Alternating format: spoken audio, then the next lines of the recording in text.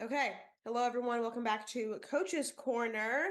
Today we do not have Matt with us. He is in a work meeting. So we are riding Trollo. Do you guys like that? Yeah, I've sure, never even heard Trollo. that. Tri We just made it up, Steve. Triolo. Come on, get fucking with it, Triolo? man. I'm still waiting for an every calorie count shirt. Oh, Johnny, Hey Man, what's Johnny. up? going on? Oh, Is Johnny gonna replace Matt You know, today? same stuff. Another Tuesday night. Oh, damn it. All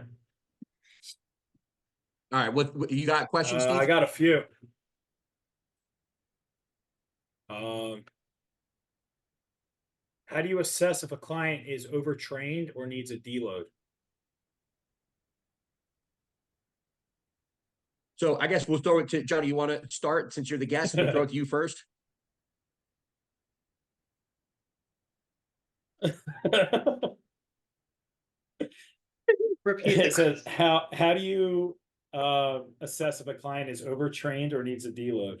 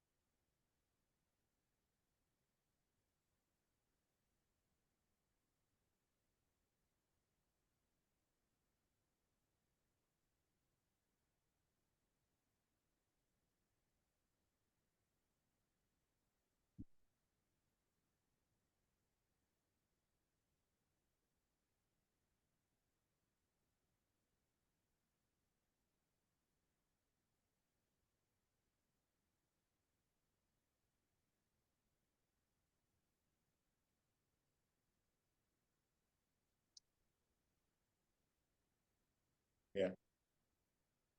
Yeah, last time I pushed after a show, I got Lyme's disease. So Yeah, that happens. You stay away from Lyme disease post show, kids.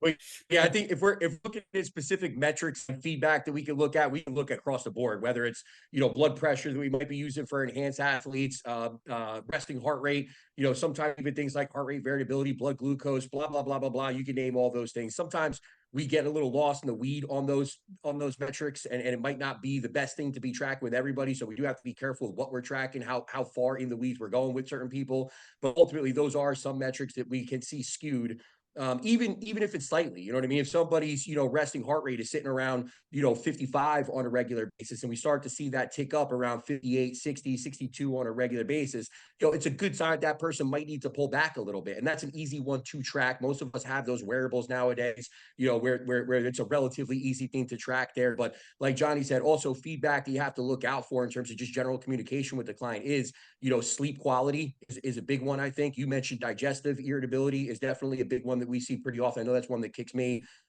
pretty well. And then, like you said, especially when somebody's a little bit, maybe more mature within their training age and a little bit more, old like me. You will start to feel it in those joints and those tendons and those ligaments, right? And it might not be something that is the direct like joint pain, so to speak, but maybe like the itis. Yeah, the inflammation. Yeah.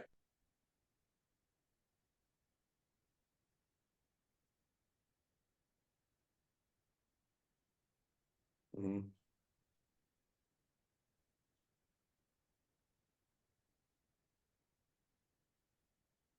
Mhm.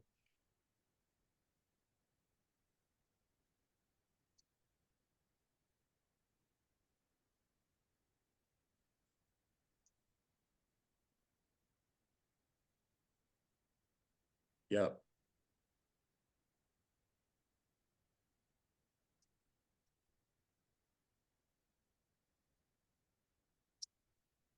Or a ring. Yeah. Yeah. Yeah. Because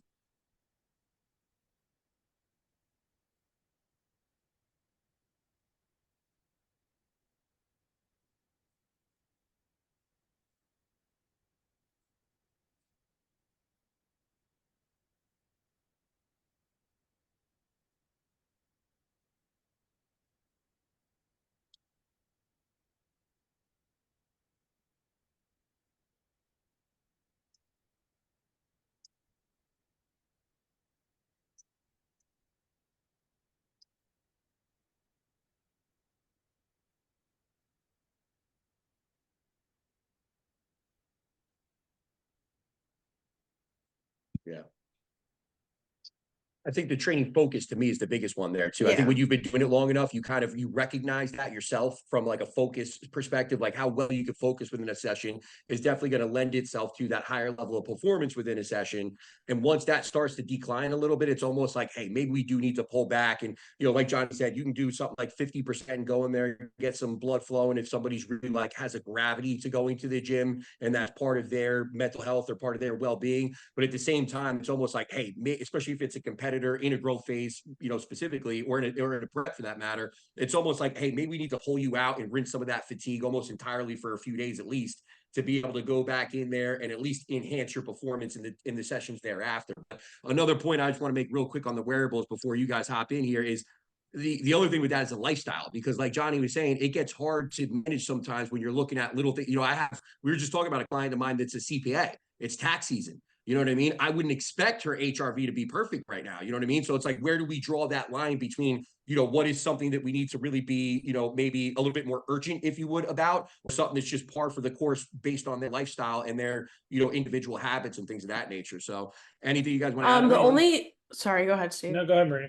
Okay. The only thing I'd add is like, yeah, we have those physical markers that we can like base things off of, but like Tim kind of was starting to talk about is just like mentally how the client is doing. Like something that Tim said to me before we entered this past growth phase is like, how do you feel like going to the gym when you're getting ready to the gym or when you're in the gym? Are you dragging your feet? And I was like, you know what? Now that you say it, yeah, I've been fucking dragging my ass to do anything. So that is a really of like another good pointer of like, hey, we need to pull back. And like, then I took a few weeks off and then I was good to go. But I think that was another really good point that like is more arbitrary. Yeah. Mhm.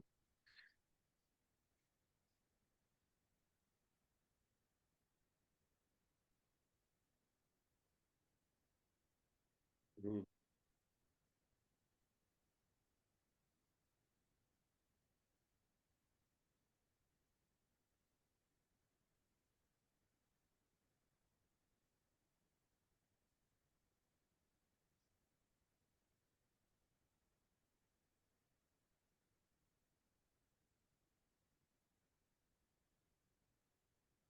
Exactly.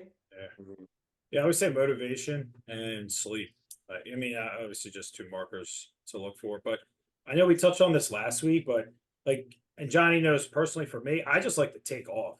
I don't like to, I Yeah. just would rather be like the Johnny, like, hey, I'm just feeling super achy, like my knees are killing me more than usual. Like it's, taxing to just get back into my shed and train this week. Like I'd rather just take the days off than even go back, into the gym and try and deload because it's so hard, like, especially when you love to train, to actually just like, what the hell's 50%? I'd rather just sit down and completely rest and give my body a full break, especially like if my knees are killing me, 50%, even hack squatting is still like freaking 3 plates. Like that's still, Yeah.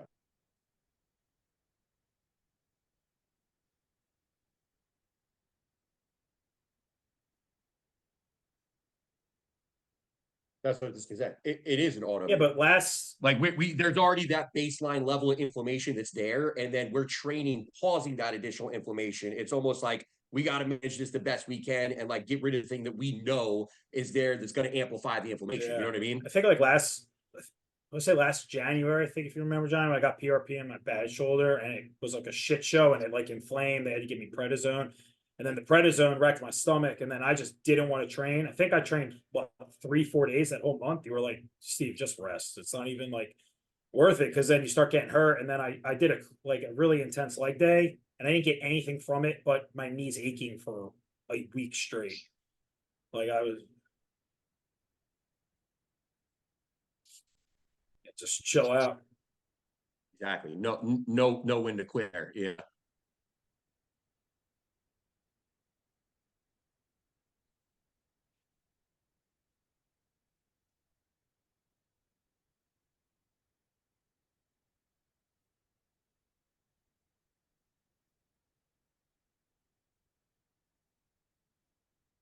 Yeah. Mhm.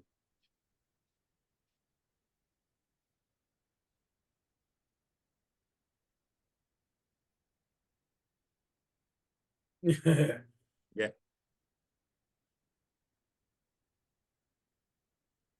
I was actually Yeah, I was actually going to ask you if Steve, if you felt like that was something that Johnny instilled in you in terms of understanding, like it's just better to take off. Because I Yeah. know when I was younger, it was the exact opposite, where it's like I didn't want so, but I think that's to me, there's a big. It's not always, and I want to preface with that, but there's a big difference in terms of the maturation of an individual there, in terms of their training age or their age in general, right? Where they kind of understand, like I don't need to be in the gym here. I could probably take off. And again, it's not always age related. I'm just saying, I think as we get a little bit older, we understand that it's like I'm probably going to be Course. better. Like you said, John, you're taking one step backwards, but it's always in an effort to take the 10 steps forward. And I think that's something that through that communication that we keep bringing up here, that we, us as coaches, like it's what we're there to kind of instill in those younger athletes to be able to make them better Yeah, long I term. think You know what I the mean? biggest thing too that like made me realize, like, okay, when Johnny's telling me to just take the week off or the next 3-4 days, it was I always listened to the rest days, of course, but it was always when he was just telling me to stop squatting and deadlifting like I was doing. He was like, dude, you don't need to be doing deadlifting 700 pounds. You don't need to be squatting 600. Like, and then I think that just after like 4 straight years of doing that, I would send him videos just like squatting 585 for 10. He's like, dude, like it's impressive, but you just don't need to do it. It caught up. And then I was like, oh, fuck. Okay. Maybe he's right. I do need to take a week off. Especially with the Lyme disease, I can No, only no, imagine you no, no. getting The those Limes, the videos. Like, Limes was fuck. not then. The Limes was not then. Even still, dude, even still, you know what I mean? It's one of those things where it's like, like you said, what's necessary versus what's not No, it necessary. wasn't necessary. It was like that was like anger management.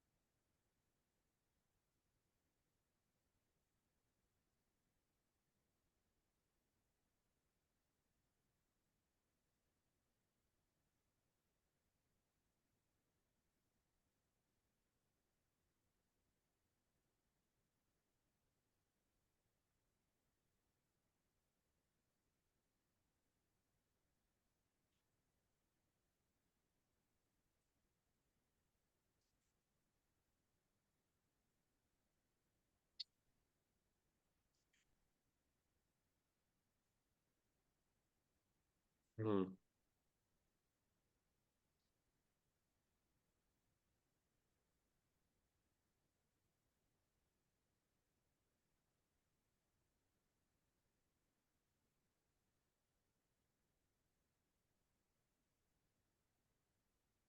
Mhm.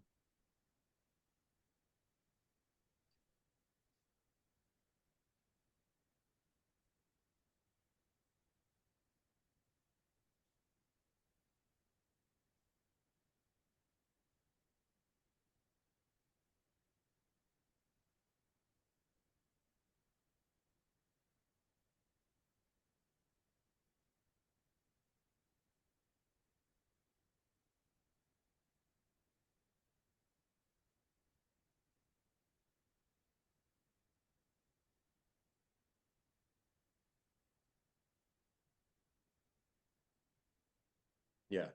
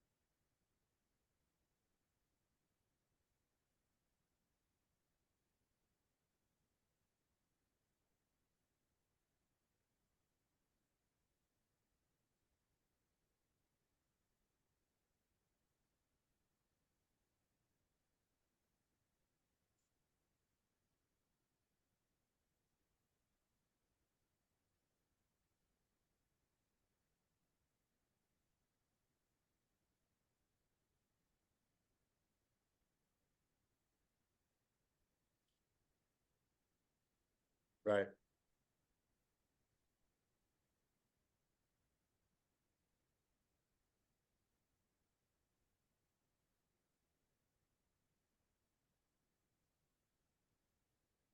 Hmm. Right. Yeah. Johnny, can I Yeah. get a cheeseburger tonight? Every fucking week. No, man. it's a Every week. cheesesteak usually. Yeah. There you go. Fuck you, Tim. Fuck you, Tim. Making fun of me every week, damn it. It's all the ice baths he's doing. So yeah, it's a all, cold his, plunge. all his fat is turning into brown Atkins tissue, which is melting away in his ice baths. That's all. God bless you, Steve. God bless you. Oh, All right.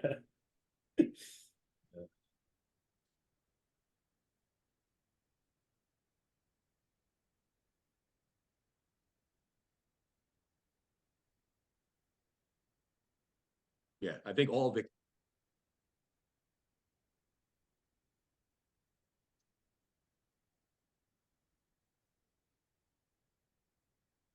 Yeah, you're creating the buy-in for them, and they're just walking right into it willingly. Like it works on both ends.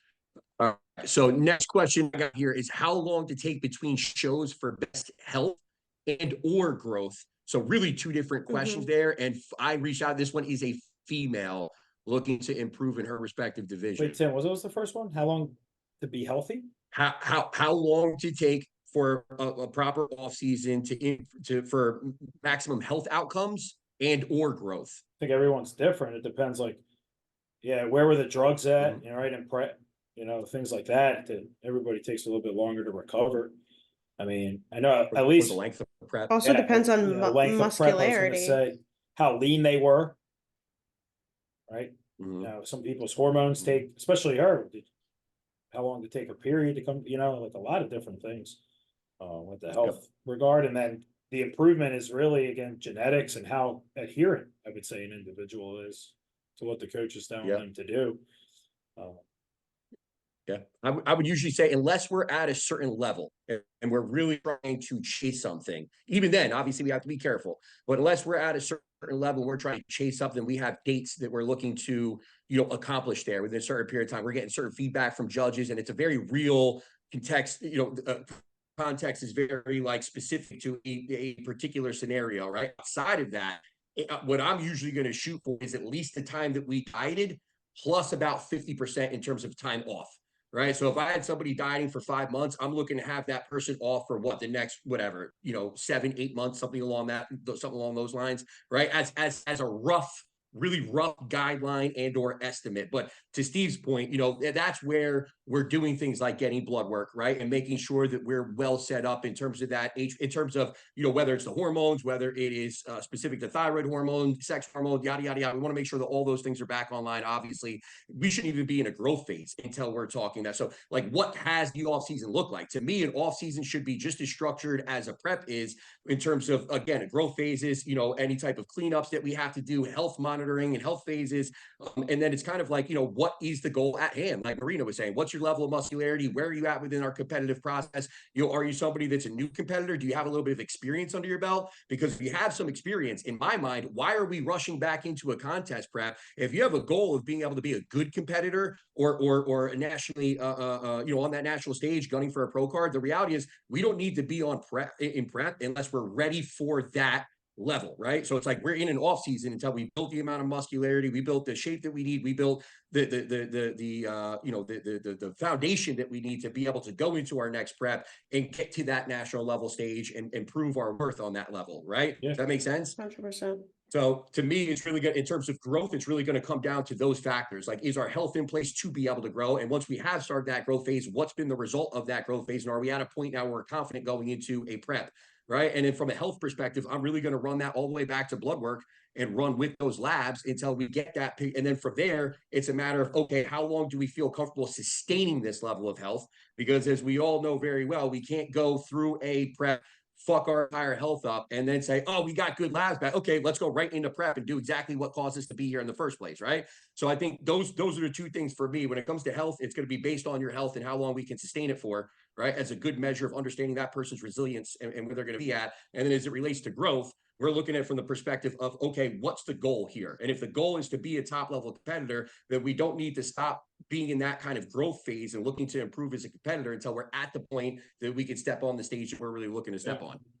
Yeah, also too, just listening to your coach, right? You hired them for a reason. Like there's times Johnny told me like, just no, right? Like years ago, like you're not ready for that. It's just the harsh reality of what it is. But if you really want to be better, you just take that and you run with it and you get better. Okay. I'm going to listen to you. You hired them for a reason, right? Like, but a lot of people don't want to hear the word no, or you're not good enough, or you have to get, that's what it is. Like, you just need time, right? Like, I mean, the times I took a year off twice was the most improvements that we've made, like by far. When you look at from collegiates to big cat, it's night and day. When you look at from big cat to junior USA, it's night and day. And those were a complete year off.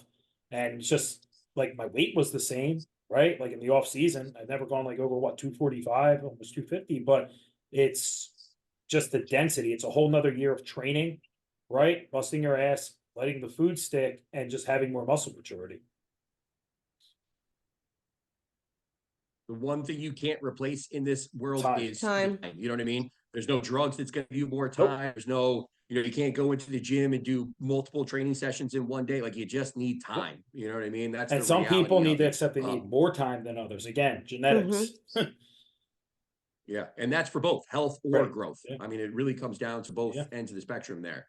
So anything you want to add to that, guys? Marina or Johnny? I guess kind of playing devil's advocate. Like, obviously I've taken longer off seasons here, and I'm never one that is itching to get back on the stage or to even diet. Like, if I know I'm not going to look better than I did previously. But the one thing I will say is getting stage lean, getting on stage and actually seeing how much more I had to go was kind of like another eye opener of like, okay, yeah, like I don't need to be on the stage again.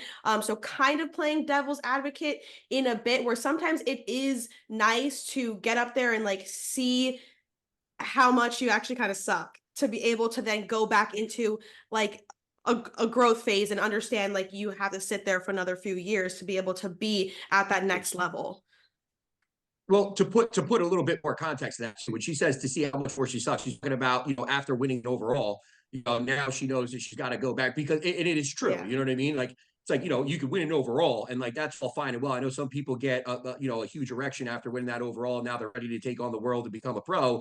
But the reality, especially nowadays with the quality of, I don't want to sound negative there, but like with the quality of the shows and the quality of the overall competition, sometimes an overall is great, but it's more of a reflection of who we competed against rather than ourselves as individuals ready to compete at the highest level, if that makes sense. And we have to really be considerate of where we finished that prep, where we ended up on stage, and what that physique do on that highest level stage, if that's what the goal is, right? But I do think it's important to talk about when we're talking about time off between shows that like the reality is, especially for women, let's be real here. Sometimes it's men too, but for women, we only have so many, I tell people, has anybody seen that movie with Justin Timberlake where they have they're literally trading time that's on their wrist and it looks like a watch and they're trading that as currency? I tell women all the time that that's what your diet lifespan is, right? Like we're all built with I X like amount that. of Why have you lifespan, never told me that analogy?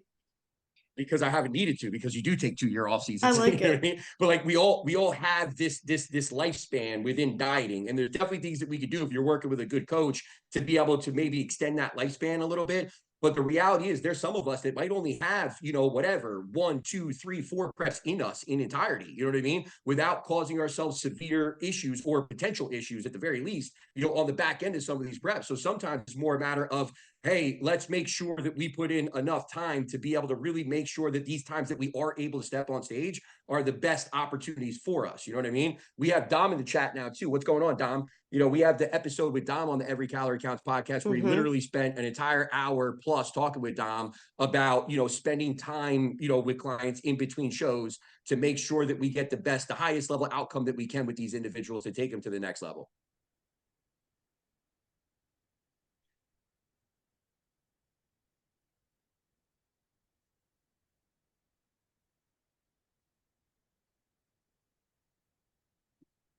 Mm-hmm.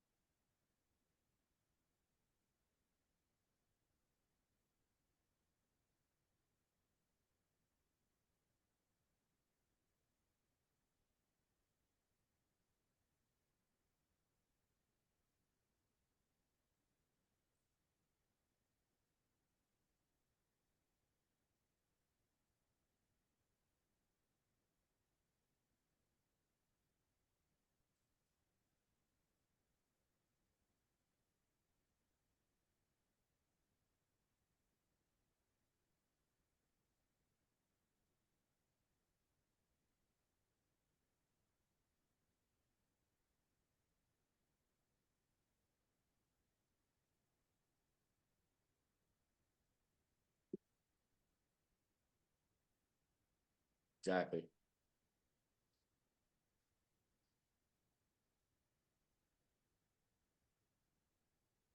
Mm-hmm. Homeostasis is a bitch. It's a real thing. Yeah, thanks. Thanks, Johnny. Yep. Yeah, we You too, appreciate dude. you I'll coming on, talk man. to you. Bye, Have a good one. Johnny. All right. So you guys want to hit some of these questions that we got in the chat real quick? What we got? What's up, Stretch? Stretch is in too. Whether competing or not, what are some key blood tests anyone who's serious about their health should consider on a yearly or bi-yearly basis? And this looks like Carlito. It's a dude. Wait, who asked that? Carlito. I don't see I don't, for some reason, I don't see anything on the chat. It did it to me this week. Wasn't this you last week, Tim? Yeah. It was Matt last week. Yeah, it was me the week nothing's before And that. me the week before that, but I can't find that question. So it says, again, I'll read it again. It says, whether competing or not, what are some key blood tests anyone who's serious about their health should consider on a yearly or bi-yearly So I would basis? say first is yearly. If you're taking PEDs, probably half year, so every 6 months. That would be bi-yearly, Steve. Yeah, it's okay. The answer was in there. It was just in his. Okay, weird- right. Wait, I thought you said Yeah, it is, yeah. either yearly or every other year. I Well, can't see the no, question. yearly or bi-yearly. bi-yearly I know. can be Yeah, every is that other what- or yeah, that's what twice I took a it as, year. right? Okay, so twice a year. I It would say can be twice both. PEDs. Yeah, whatever. Definitely yearly at least. But Yeah. definitely a blood count, metabolic panel. I'm assuming we're just talking about someone not enhanced. Yeah, he said whether they're Oh, competing. okay, yeah, Lipids. definitely your hormone panel, your free total test, prolactin. I mean, progesterone for females. What else? Estrogen, estradiol, your TSH, free T3, free T4. What we say? I think we did this last week. C-reactive HbA1c, I think is a good one. A1C for sure. Your ApoB, fasting insulin. Make sure your glucose is on there. Vitamin D. So, well, That's really, I mean, so if we just turn into like what we have to order, right? Like we have a basic blood panel set up for all of our men and our women. And if you guys are interested, whether you're competing or a client or not, you can always hit me up. I'll send you to a doc. And you can get that blood work done relatively cheap as long as you have Mhm. insurance. It's $100 to the doctor. Insurance will take care of your blood labs, right? But bottom line, we're going to run a CBC, which is a blood count, like Steve said, a metabolic panel, lipid panel, right? HbA1c, insulin, a full hormonal panel, sex hormones, a full thyroid panel all the way through. And then if it were me, I would want to add on that high sensitivity or HSCRP, high sensitivity C-reactive protein, but that's going to get you a pretty good amount. Cortisol. Like there's other things that you could, I was just about to say that. homeocysteine, cortisol, like there's other things that you could definitely add in. But at the end of the day, I think from a general everyday basis, the things that you'd really want to touch on are those. Did I say lipids? Yeah. Again, the CBC, metabolic panel, lipids, the thyroid function, sex hormone function, and then insulin and a high sensitivity C-reactive protein. Again, if you guys are interested in that, you could always DM us Mhm. separately, and we'll put you into the right spot to Yeah. be able to get So those Tim, labs. Yeah, working so now for that order. since we're things talking about individually. this, I did get a question last night when I put the box. It says, "Where can I get blood work done online with no doc script?" Let us know. We'll give you the link. Yeah, and remember that does come back to snap. Somebody got Oh, yeah. fireworks. That does come back to insurance Yeah. too. You guys got, if you're in the state of New Jersey, at least if you're in the state of New Jersey, there's some people on here that are Wait, not in the state of New Real Jersey, quick. and you have to check with your state. So a client of mine just ordered a panel from Life Extension. I was just gonna say that's another option is life extension. So took it to LabCorp in Jersey and they took it.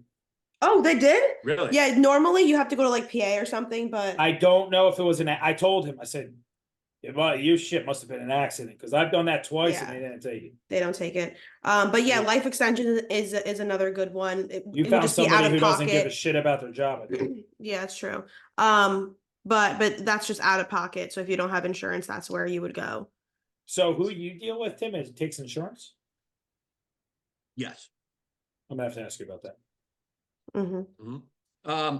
I've been training for almost. This is another one. I that's see in the that chat. one. I've been training for almost 20 years, and I still get anxiety over Oh, leg me day. too. How do you overcome self? I was gonna say it doesn't go away. I have anxiety about doing hack squats tomorrow. I think the self-doubt part though it's all in your head. You have to do the opposite. You have to tell yourself you're stronger than you think. Just blast death metal. Sniff them, Right, that's sniff smelling salts. And you're good to go. Or take some Anadrol before. Yeah, we're just in that. We're just in that. Yeah. Yeah, I think it's one of those ones where like if you're not getting some serious self-doubt, right, or if you're not getting a little Hey, bit Tim, of who's- like who's fucked anxiety, every week. it's fucked. The chat. All the chat. I see is at Carlito23. It's fucked every week. That's all I see. No, that's Carlo. Carlito actually said thank you. That was an awesome answer. Oh, I as don't far know. as the I just blood see work. your comment. One I of don't my see anything clients. else. I Yeah, one of can my see clients, those. Carl asked, he said to us that it's probably whoever started the chat who gets the questions. Yeah, that obviously was you me, started and the I chat. don't see Yeah. shit here. It's I did- fucked every week. I did get a question that somebody sent me here. It says, should I hit everything twice a week or once? What is optimal for growth? I think I got that too. Was that by what's Why his name? compete? No, so I got somebody else. But let me just I'll pull up his question right now that I got so we can handle it both at the same time. Is it optimal to train weakest body part more than once per week? Depends on what it is. Well, that was your question too, right? What was your question? Should I hit everything twice a week or once? What is optimal for Oh, growth? okay. So I guess a little bit different, but you know, I think you just nailed it though, right? Like what is the weak body part? Like, you know, I what's think- the structure of the rest of the I think program? people need to learn to train and understand that training and lifting weights are two completely different things. I say this to at least 10 check-ins a week. Like, you're moving the weight, you're not training. You're just lifting weights at this point. You're not training. They're two completely different things. Training, you're engaging the muscle from the start of a rep, right? You know, the stretch to the contraction, everything in between. There's a starting point, a middle point, an ending point on reps. When you have to learn to engage a muscle through every point of the rep, then you're training, right? Then you want to get into the mind muscle connection, a whole different thing. Can I just add into that real quick and I'll let you get right back to it? Sure. There's a big people talk about exercise. I'm like, but my doctor says it's healthy. And it's like, dude, there's a big difference between fucking exercise. Exercising is jumping rope and doing some jumping Yeah. jacks and go for a walk. Yeah, or that using your might be resistance healthy to do bands every at day. home. Mhm. Yeah. Yeah, exactly. Training is very like it's tough on the body. You're basically doing nothing good in the gym. You're breaking down your, you know, your immune system shot afterwards, like you're inflamed, like there's all the like cortisol's Yeah. going through the roof, like there's all these things to be When I considerate get done of. training quads, that's probably why I have fucking anxiety from it. I literally feel like I'm dying. Like my blood pressure's through the roof. I don't want to Yeah. eat. I literally feel like my life is about to end. Like after We- like my working Right. sets on hack squats and leg press, I'm like, I don't even understand why the fuck I'm doing this. we Like, we have I an upper lose body- my hearing for like 10 minutes. me too. My ears start fucking ringing. Yeah, when I It's do so- hamstrings, anything with hamstring, I close my eyes so tight that like when I'm doing like a Get a hamstring headache? curl or what, I don't know why a hamstring. No, I close so tight that when I open them up and I get up, I'm blurred and I'm dizzy for like a solid Yes. 15 seconds every time. But like I literally can't see straight for like 15 seconds afterwards. Yeah, it's But crazy. we It's did ridiculous. we on Monday, yesterday, because the school was closed for the kids, you know what I mean? So we had to go in and get an early session for daycare. So we went in, got an early session at like 9 a.m. or whatever it was. My entire day for work was fucked. Like you ask anybody, like I was finishing check-ins at like 9 p.m. and that was an upper body day because I was so shot after training that it turned into one of those things where I legitimately needed CNS recovery and like I needed to like, you know, I had to take my fucking morpho brain and like some feel free and like kind of just back into that state where I could actually perform mentally again because I was so shot post training. But again, that's all. If somebody's going to ask specifics as it relates to like, you know, training the weakest body part more than once, could that be a good idea? Yeah, 100%. Is that something that I'm going to program you for? Yes, most likely. The issue I think that we run into is it really depends on who's telling you have. Is it you telling yourself that you have a weak body part? And now you're going in there to train something that might not be a weak body part based on most people's considerations there, most coaches' considerations there, or even your coach is consideration there, right? But it's just your thought process of, oh, I have a weak chest, so I'm going to go in and train it multiple times a week. Is that really necessary, or are you just telling yourself it's necessary, right? What division are you in? What are the areas that we really need to focus on per that division? You know what I mean? I don't need a bikini competitor in the gym training her back 3 times a week. I just don't need it. I don't need a bikini competitor in the gym training her chest in any way, shape, or form for the most part. I don't need it. You know what I mean? I need to make sure that we are kind of, you know, catering to the division that somebody's in, catering to their physique a little bit more specifically. But I think bringing it back around to Steve's point, the reality is like, are you in a position where you need to really worry about a weak body part? Or do you just need to learn how to train efficiently and then let a couple years go by and then decide, do I actually have a weak body part? Or did I just need to learn how to train efficiently? Most people, they need to learn how to train, and that's not saying anything wrong. It's just the reality of the situation. How many Yeah. people have actually Yeah. taken a full year, right? Lowered all the weight that they use by half, hit the ego, and just learned how to move reps through a full pause, contraction in the center, full contraction at the top, 3-4 count on the way down. Like you tell somebody to like go on an incline, right? When they're say they're doing the Smith machine or a machine and pause fully for 2 count in the hole. they're lowering the weight by at least 50%. And they're like, what the hell's going on? Right. A full 2 count in the hack squat hole is ridiculous. But your quads are going to feel way more than bouncing that shit off the bottom. You know, we're not training our knees, Yeah, you know, we're training our quads. I think the easiest way to sum that up is like if you're somebody that you feel like you need whatever 12 exercises, 3-4 sets per exercise, then you're probably not training No hard shit. enough. You're just training more. Mhm. Yeah, you're just training more. You're doing more. You're not, it's not quality. It's quantity at a certain point. Come train with one of us. We'll put you through, over 3 to 4 exercises, and I guarantee you're going to get more out of those 4 exercises than you'll get out of your 12 exercises. And I got news for you. We're probably going to do a couple of sets. You know what I mean? Maybe even one set per I that think for exercise. quads, I do Yeah. a rest pause on adductor, so 1 working set. Then I do lying hamstring curls just to get blood into the back of my leg. I do 2 working sets of a leg press, whether it's a hip press or the normal leg press. So is that 2 sets? Then I do 2 working sets of split squats on the Smith, so 4 sets, and then I do 1 working set of hack squats. And then if I have anything left, I'll literally just do 1 set of or 2 sets of 20 or 15 to 20 on the leg extensions. But I can't do leg extensions towards the front or the middle because of my knee pain on my patella, so I have to do them dead last. But sometimes I can't even move 50 pounds up on that. My quads are literally smoked after 5 working sets. I'm just like, if you blow your load on a working set of hack squats, you should be literally walking like you are about to shit your pants. Or like it's just one of those, like this past Sunday I trained legs. I got through a couple working sets on leg extensions, a working set and a back off set on hack squats, and then 2 sets on the leg press. And I was supposed to do 3 on the leg press. By the time I got to the second one, I'm like, I'm fucked. I'm done. I'm completely. Sometimes it's one of those things where you really do need to train with somebody else to be able to like understand where you could So be at. on that one, I have a question. How often do you change your client's training plan? I hate changing. Chef Baxter, I'm going to get to your question I hate next. changing training. Yeah, I would say honestly, I just looked at Kevin. Kevin's in here right now, and Kevin, I just literally I moved around one thing on his training plan today. We fucked around with his pendulum squats. That's it, right?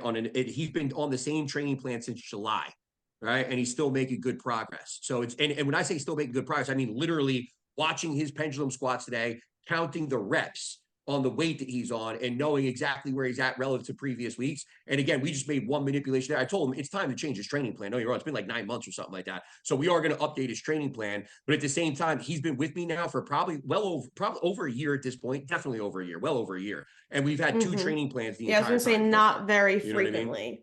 Like, yeah, it's one of those things where it's like there are some factors that are involved there. Are we in a deficit where we need to pull that back a little bit? Like, or are we in a growth phase where maybe we need to look at some of the different, weak areas that we were just talking about potentially? Like there's some nuances there, but in reality, most people, right? There's very few people I think all of us work with that have that level of maturity and muscularity and at that height within their career in terms of competing or even growth, where they need to be so selective with individual, routines or muscle groups or whatever. And they just, to Steve's point earlier, needs to train harder and grow more efficiently. And at the end of the day, that's really like, it's not about the training plan. Even a really shitty training plan, the worst ones I've ever seen, are going to make you grow if you approach them the right way. Yeah. You know what I mean? And it's like, you could have the same shitty training plan for an entire year. And if you're a good trainee, if you would, you're going to grow from that shitty training plan for that entire year. You know what I mean? It's just a matter of how you're approaching it. Well, Tim, I have a follow-up question for you. What would you consider a shitty training plan? Just because people are probably wondering what the hell that means. Yeah, like I said before, if you're getting a training plan where you have let's say you're evenly built across the board, right? And somebody's giving you a plan that's got a chest day on there, right? It's just chest, right? Or maybe chest and tries or something like that. And you have dumbbell fucking flies for 4 sets of 12, and then you have incline press for 4 sets of 12, and then you have fucking dumbbell flat presses for 4 sets of 12 or 10 to 12 or whatever it is. And then you have pec deck for 4 sets of 10 to 12. And then you have fucking, high to low cable flies for 4 sets. Like that's just, you're overdoing it. Oh yeah, that's fucking that. I agree. That's ridiculous. That's 100%. I see it in the gym all the time. And granted, I go to LA Fitness and you don't go to a gym, but like that is a reality. Yeah, but people are in there doing it. I've seen it all, and yeah. It's just one of those things where it's like you're overdoing one thing, and you probably even like that, especially if you're a dude, right? And you're because we love chest day, right? All of us don't No, I lie, don't. right? My Everybody loves shoulder chest hurts. day. And it turns Fuck. yeah, neither do I. I'm just feeling my shoulders are fine. Yeah, used We to. used to though. We used to. Yeah, because it gives you a good pump. You look good afterwards. But the bottom line there is you're probably wasting more time in the gym than you're actually accruing, Yeah, positive like 100%. moments or positive Yeah, minutes. so like clocked. I had a client, right? Just because you kind of touched on this with the sets, right? And you're like, if you're doing 20 some sets, and he's like, why do you have me doing 8 sets of leg extensions? And I'm like, what? So I pulled this plan up. I'm like, dude, first of all, this is your first movement, bro. I put here 3 to 4 warm-up sets, two build-up sets, and 2 work sets. I'm like, there's only 2 actual sets on here that you should be shaking, where you're failing to get up that 11th and 12th rep, dude. Like the other 6 sets are just warming up your tendons, your knees, and then just building up to that top set, dude. I'm like, you should be doing 2 sets, not 8. And like I got messages like, yo, why the hell do you have this kid doing 8 sets? I'm like, I don't have him doing 8 sets. He just goes balls to the wall with all of them. So I had to square that away. I'm like, dude, you should not be going crazy on 8 sets of leg extensions, my man. I That sounds actually like death. took warm-up sets off my plan specifically because So of that. you just I literally put a You note. put I put a note at the top that says like every exercise can have 1 to 3 warm-up sets depending on what the exercise is and what we're Yeah. You building actually up call to, them but practice none sets. of them. Yeah, I call them practice so sets. I have it But, like- depends on like if they're more advanced and they understand like take Matt for example. I just strictly have working sets on his because I know he knows Yeah. to warm up all that. So like Exactly. when you look at his shit, it's like chest, you'll see like there's 4 sets. You know what I mean? And I know that those 4 sets, he's doing sets, he's training, Whereas like some of the lifestyle clients, I understand like, okay, they need to know like some people just need their handheld more, right? And right, we all have clients like that or have had and currently do. And I'm like, okay, there's your 2 warm-up sets of 20 reps, right? And I have the notes. So warm-up set is nowhere near failure. It shouldn't even be 50% near failure. Like purposely, I put that stuff. A build-up set is, half the reps of the working set, just acclimating your nervous system up slowly and wait. Mhm. And then the working set, it says like, right, that's where you blow your load. For the reps I have, if it's 10 to get to 10, you should literally be shaking. It should be very tough, like where you probably need a spotter, So some people just need their handheld more, right? Whereas some are advanced, and like, okay, if I put one set of 10 on incline Smith or incline dumbbell, they know that's a working set, and they might have the 120s for that, but they know they're starting at the 50s, then they're going to the 80s, the 100s, and then they're blowing their load on that top set. So we have one more question here from Chef Dexter, and then I got to scroll down through all the comments thereafter. How often should you integrate core abs into lifting routine? I noticed that any lower back pain I have will normally improve with intentional core work. Yeah, I usually do like anywhere, depending again, 2 to 4 times a week. I just tell them to do it after their cardio. I've just like, I'll list like maybe 3, 4 body weight exercises, and maybe have them do anywhere between like 2 to 3 sets each of like 12 to 15 reps, leg raises, knee-ins, planks, vacuums, things like that. I can't remember Yeah, the last time I did my abs. Yeah, I was gonna say, I think that's one of those ones where it's like, how much do we need them? If you have lower back pain and it's helping with your lower back pain, go with it by all means. You know what I mean? 100%. That makes total sense, obviously, right? But I mean, it's also one of those things where it's like, again, what's the goal at hand in terms of this person's individual physique, and what are we trying to, what are we trying to accomplish here? You know what I mean? I'm not going to sit here and ever say, and this is usually my answer to clients, it's never bad to integrate abs or work into your training, specifically ab training, right? In your training. But for me, when I'm going to program them, it's for somebody that has maybe a really long torso, right? And has those really shallow abs that are very hard to see visibly. And realistically, we might not even be able to bring those up to be something that's more substantive. But at the end of the day, we're definitely, what's up, Macy? We're definitely going to give it its fair look in terms of, integrating some of the volume from the plan into that. And then, if somebody wants to integrate it on their own and it's not part of the training plan, basically, like Steve said, I think the one thing with abs that we all have to recognize is they are a muscle group, period. Mhm. Plain, sweet, and simple, done, stop. When we start to treat them like any other muscle and we recognize we don't need 97 billion reps or sets, or, we don't need to do them after every training session or something along those lines where people are overtraining their abs and now they're not recovering well enough to be able to get any type of growth, right? The reality is we're probably going to be better off just treating those muscles like any other muscle group, training them once or twice throughout the course of the week, right? And then being able to allow them to recover appropriately and hit them again next week. Yeah, I do abs 3 mornings a week. I get done my cardio. I literally lay on my mat and I just hit leg raises. I do like 2-3 sets of 20. I do knee ins and then crunches. Takes me like 5 minutes. Yeah, that's what if I recommend anything, it's going to be crunches and leg raises.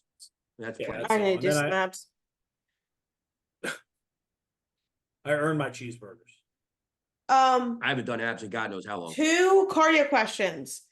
So 1, favorite cardio machine. 2, fasted versus non-fasted cardio. I like the Stairmaster. Wait, say it again. I'm sorry. Favorite cardio machine, and then fasted versus non-fasted cardio, question mark. What were you saying? So Steve? I like the Stairmaster. That's just me. I like it way better than the treadmill. When I do the treadmill, I get horrible calf pumps and I have to get off like within 10 minutes. And that's been like that for years. The Stairmaster, I feel great on. The bike too. Probably all those cheeseburgers going right to the calves. It might be. And then in terms of cardio, so like, I think it again depends like where an individual is, right? So a big thing too, like a new client I'll ask is like, when are you able to actually do your cardio? I'm not going to tell somebody, hey, here's fasted cardio 5 times a week. And then they're like, well, Steve, I can't even get to the gym. And then like, if an individual is like 100% on, like they're listening, like they're going to just try and go. And then it's going to start stressing them out. And Yeah. they're not going to be adherent. So I always ask like, when can you do it? Like, when's the best time? Some people have something at home that they are like, hell yeah, I love waking up Mhm. early and getting it done. Okay, great. We could have you do your Peloton for your 30 minutes, whatever. If they say like, Steve, I only have time to get to the gym once for an hour and a half, a day, like or 5 times, 4 times a week. Well, then we just make that fit into that, like, say their training is going to be at least an hour, right? And then, you have like a 30-minute window for their cardio. Mhm. And anything more, they're not listening to because they just don't have the time. And I tell clients the last thing I want, especially a lifestyle client, is for them to be in the gym anymore where it starts to affect outside life, because then the plan just becomes a nuisance and a fucking stress and they're not going to listen. So Mhm. 100%. I'd rather tell somebody, fuck the cardio. If you won't have that time, I'd rather get the training in, right? Especially if it's somebody who needs a little more rest times, a little newer to the gym, and just get your steps in.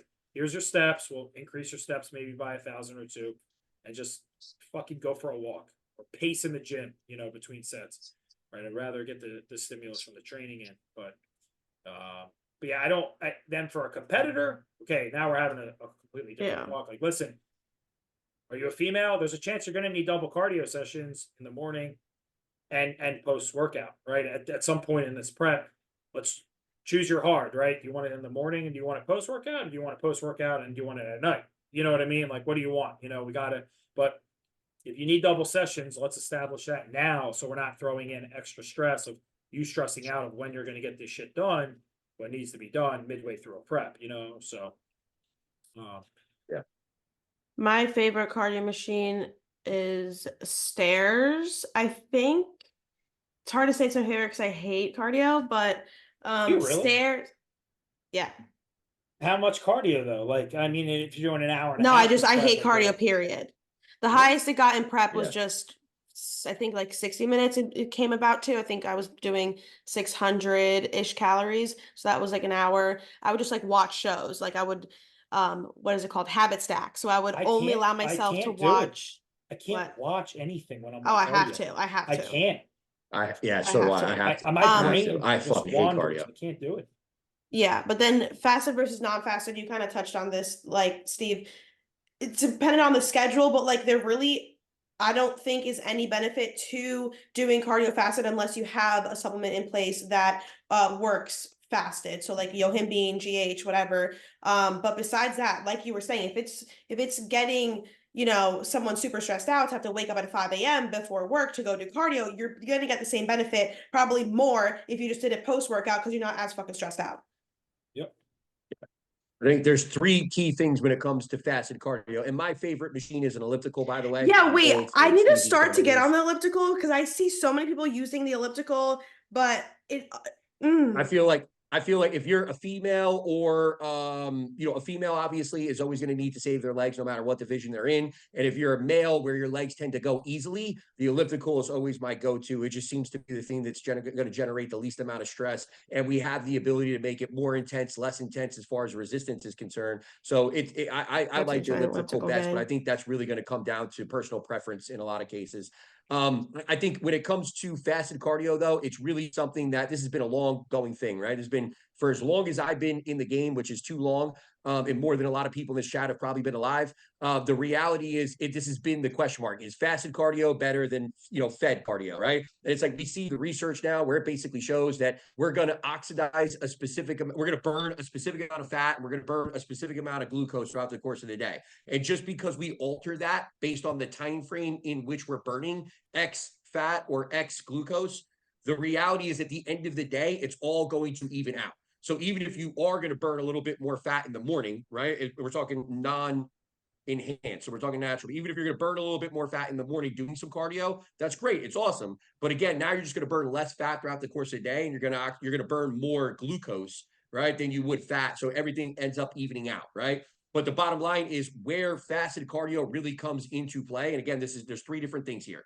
It's going to be your schedule, like Steve was saying, and or your preference around that schedule in terms of spacing cardio away from your training, which may increase performance on both of those spectrums. So now instead of trying to jam everything into one spot and being like, oh, I got to be done training weights by X time so I can get into cardio and do it by, get it done with, right? And we're kind of limiting maybe our potential within that weight training session because we're thinking about that cardio session we have to do immediately after. It's like we'll separate those and we get better attention to each one of those individual things we have to do based on having a session separated from one another. And if fasted works for that person, then great. I think the other caveat there with fasted cardio is a lot of us enjoy it, right? We get into it. It's like, oh, this sucks. I got to go to the gym early to do cardio. And then what happens is we all end up liking it. It adds structure to your day. It wakes you up and gives you kind of like a breath of life. Even when you hate the cardio, it's almost one of those things where it allows you to start your day off productively. And I think when you start to get into that zone, it's something that does become weirdly enjoyable, even when you don't like what you're doing, right? But now I think thirdly, and this is something that's very real that we have to talk about, how many studies do we have? And I don't know this, answer. How many studies do we have on bodybuilders taking, like Marina said, HGH, Himbine, clenbuterol to have a very specific impact at that time, on what we're actually burning from a substrate perspective, right? Like these things might change that and enhance that a little bit, quote unquote, performance enhancement, right? To be able to lean more towards that beta, more of the fat burning specifically, right? So it's like, when we have certain supplements in play, and there's other things too, like HGH frag, we were talking about GW a little bit, right? There's different things that might not be, some people might hear, be like, oh, HGH frag, that's been around for a long time. It's a broken down chain of amino acids that's only the lipolytic, aspect of growth hormone. But again, these things are very applicable when they're used in the right setting and used in the right way. Yeah, frag is awesome. It's just one of those things where, again, you have to make sure that you're using it the right way, and you have somebody like Matt. Use a Virginia US6. Yeah, when you have somebody like Matt or yourself where they're going to do it exactly the way they're supposed to, you're going to get a substantial benefit from it, rather than the person that's like, oh, well, I got to drink my EAA. It's like, well, you're not fasting anymore, dude. You're probably not going to get the benefits that you're looking for here. Johnny told me if I drink anything but water, he'll shove the container of aminos down my throat.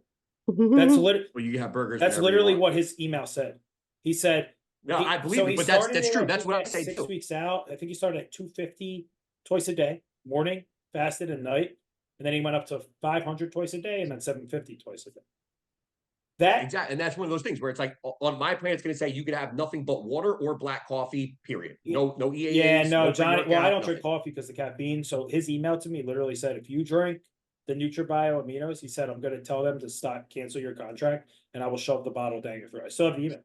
That's literally what he told me. I believe it. fucking I believe crazy. it. But that's what I'm saying. If you work with the right person, you'll get the benefit from these things. But again, that's created this scenario around fasted cardio where it's like, oh, it's superior. And it's like it's probably not superior for most Yeah. people. It's just in these instances, we are going to get more benefit specifically from these key players with that fasted Yeah, state. like Jordan's here. I tell him, you know, like when he was doing fasted last year, it's you have your digestive shit after cardio. You wake up, it's water, lemon, and you're to cardio. You know what I mean? And then like people do their go him behind injectable carnitine and then your cardio, but there's nothing but water prior or during. You know what I mean?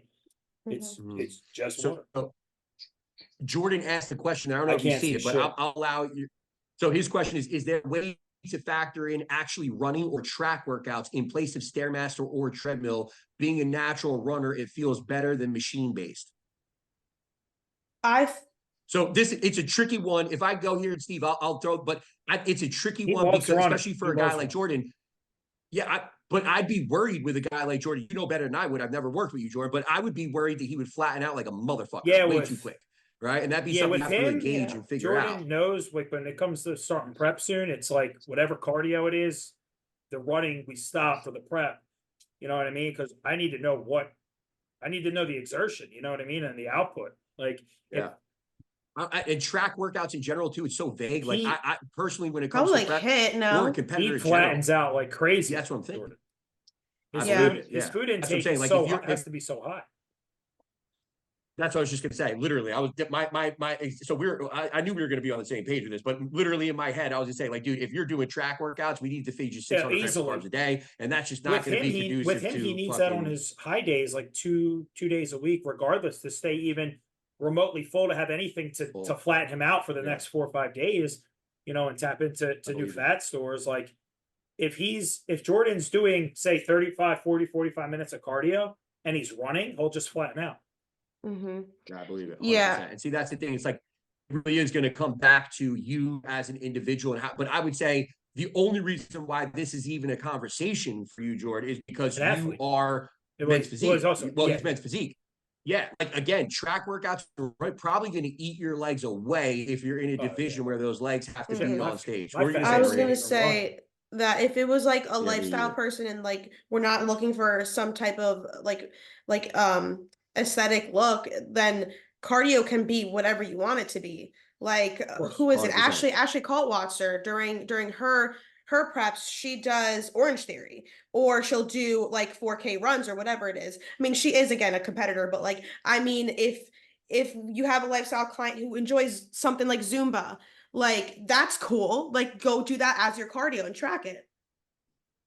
I literally just gave somebody Zumba today. She asked for it, and I was Yeah, like, "Yeah, I sure, it have can a be as long client as you're doing getting, as Zumba. long as you're burning the Yeah, Yeah, calories." that's what then I say. that's I'm had like, some fine. girl have that at does, it. Shake your she does ass. Pilates.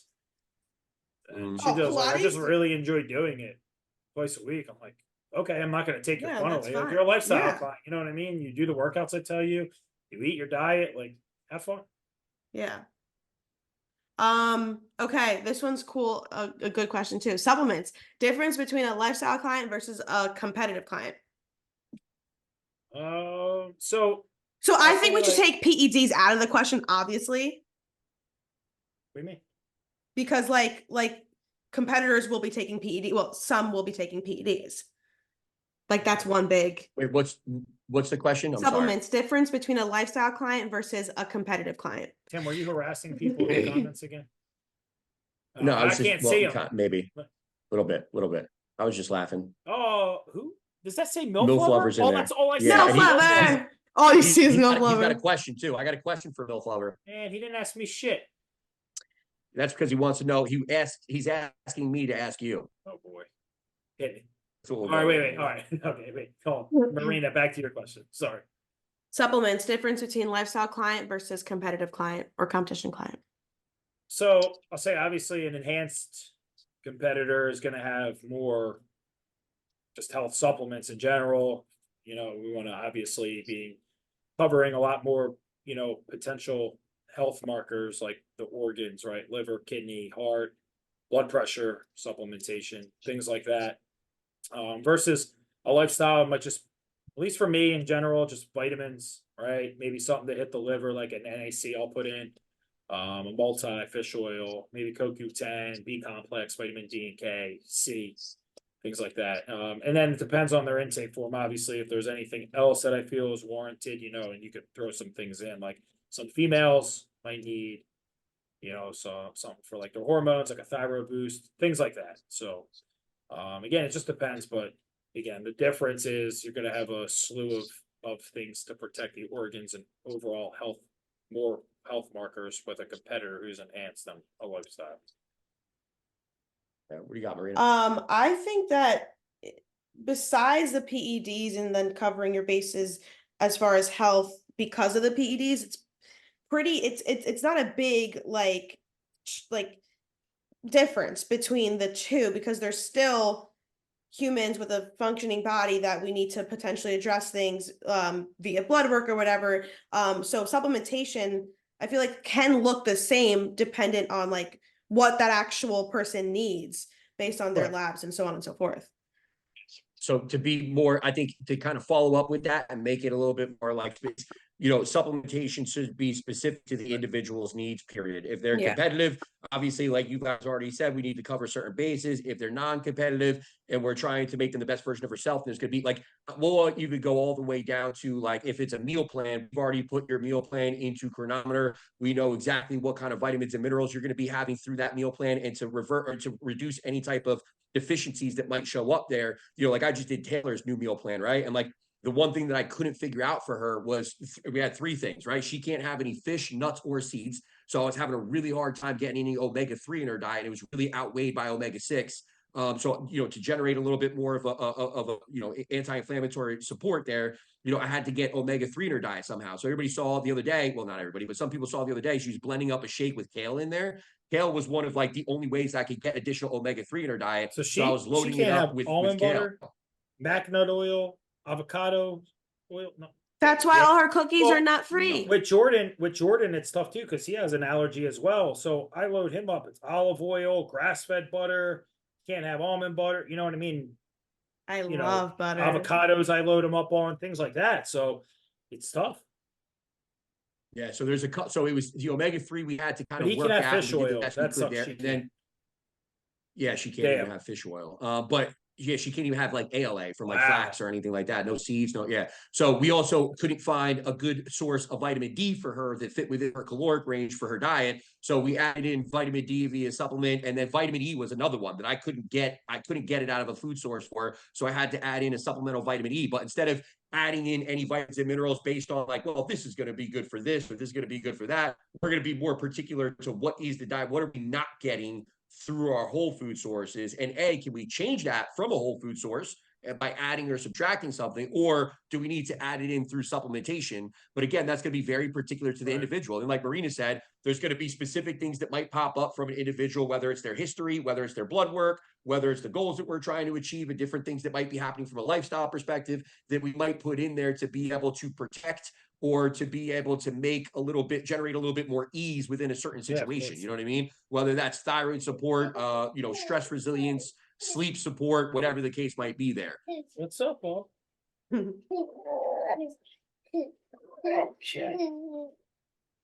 There she is. Look how happy she is. Bedtime soon. She knows daddy's getting a cheeseburger, so she's happy. Some She just nuggies ate and a fries. whole Nuggies and grilled fries. cheese. Oh, I want one. So you got MILF Lover's comment was or question was, how do you rate yourself 1 through 10? Me? Me? Yeah. Well, My and Marina. beard? Yeah. 11. No, how do you rate yourself? Period. How do I rate? Oh, I'm an 11 out of 10, 100%. 100 out of 10. Tim, I want to rate you. The only thing I have that's a 10 is my beard. And your eyes, come on, Tim. Wait a minute. You gotta give yourself some Oh, yeah, grace. I do have blue eyes. Wait, Thank wait, you, so Marina. your Thank you. I beard's a 10? appreciate it. I mean, I don't want to be too arrogant here, but I just feel like it just got did. So what's mine? I just got a perm, and it's looking really like, looking. I feel like it's got What's Brad mine? Pitt in there. Brad Pitt. I would honestly, I would give yours a solid Bro, like you're 9.9. You are such full of shit. What? I'm just saying. I mean, it depends on what your No, cup your of tea beard is, is man. better? You do your old beard. I'm just saying, it looks like, you know, you do your own beard. It looks like my beard was done by a professional. Thank you, Rich. Shout out to Rich. I'm offended. I'm so, dude, I Yeah, gave you a but 9.4. you're missing You know what I hair mean? right here, bro. That puts you just at a. Listen, that that's puts you at a genetics, 5 out of man. That's 10. genetics. If I had the amount of growth hormone that you had Whoa. flowing through my There body, you I go. would grow Steve's hair Milf beard- everywhere. Milf Lover's Milf comment. Lover said He said my Steve's- shit's oh, you saw Photoshop. Milf Lover, who's got a better beard, Tim or I? Let's just let him decide this. Colin says it's a fat 10. It's a fat No 10. Flover, You know what I mean? Like, there's no decided. way around- Listen, it's the I only think. thing Wait, I got. think it's all right? also It's the only thing I got. concerning that I don't see anything but Milf Lover's But comments. Milf Lover. I don't see. That's all I see. Oh God, he definitely hacked your phone or something. It's Tim Ginger. It's the al- It's it's the Tim algorithm. Ginger. Yes, Tim is My- ginger, and yes, this the is- carpets this- match the drapes. This is straight. This is straight smart. Straight 300. Yes. All right, there you go. No, you do. It is very full. It's got you know, like young Chris Kringle. You know how many people Kind of ask me look if going. my beard is fake? It's ridiculous. It does. It definitely, like, you look like you're just for men for sure. This is what it is. Where are you going? So we got that Where out you of the way. Wait, I wanna. And one more Is for somebody Paulina that in I got here? at least one more. No, I got two more, but one more for somebody that's always here and she's Alright. always listening. We appreciate you. I don't want to say anybody's name. Thanks, 'cause I always feel Milf some people are Lover. asking it, not that this That's is a bad fucked up, question. bro.